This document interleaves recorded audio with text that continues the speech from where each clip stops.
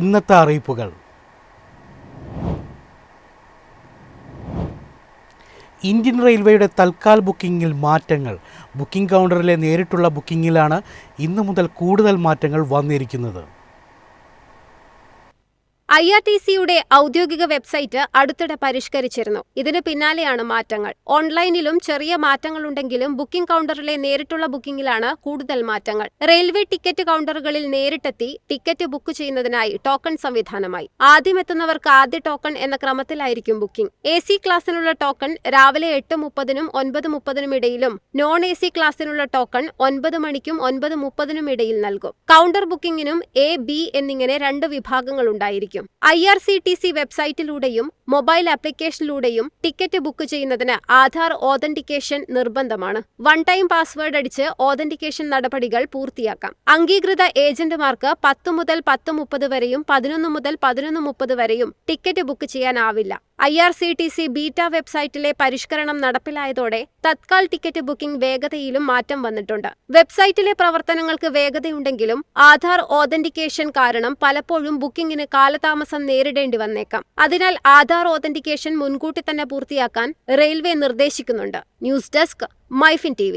സംസ്ഥാനത്ത് മഴക്കെടുതിയിൽ ബാധിക്കപ്പെട്ടവർക്ക് ധനസഹായം പ്രഖ്യാപിച്ച് മുഖ്യമന്ത്രി VD സതീശൻ. വീട് നഷ്ടപ്പെട്ടവർക്ക് സ്ഥലം വാങ്ങി വീട് വയ്ക്കാൻ സഹായധനം 10 ലക്ഷത്തിൽ നിന്നും 12 ലക്ഷമാക്കി ഉയർത്തി.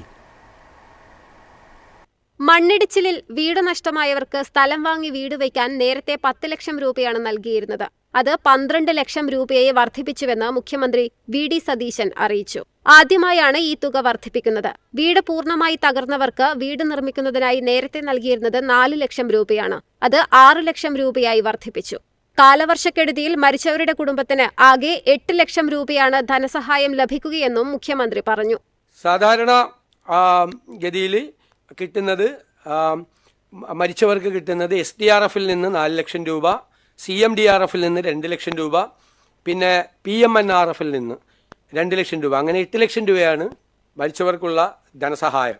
ക്യാമ്പുകളിൽ നിന്നും വീടുകളിലേക്ക് പോകുന്ന വീടുകളിൽ വെള്ളം കയറിയവർക്ക് അടിയന്തരമായി 10,000 രൂപ വീതം നൽകും. ജീവനോപാധികൾ നഷ്ടമായ കുടുംബത്തിന് ഒരു കാർഡിൽ നിന്ന് 2 പേർക്ക് 300 രൂപ വീതം ധനസഹായം നൽകും. 2.5 ഏക്കറോളം കൃഷി നശിച്ചാൽ 13,500 രൂപയാണ് നൽകിയിരുന്നത്.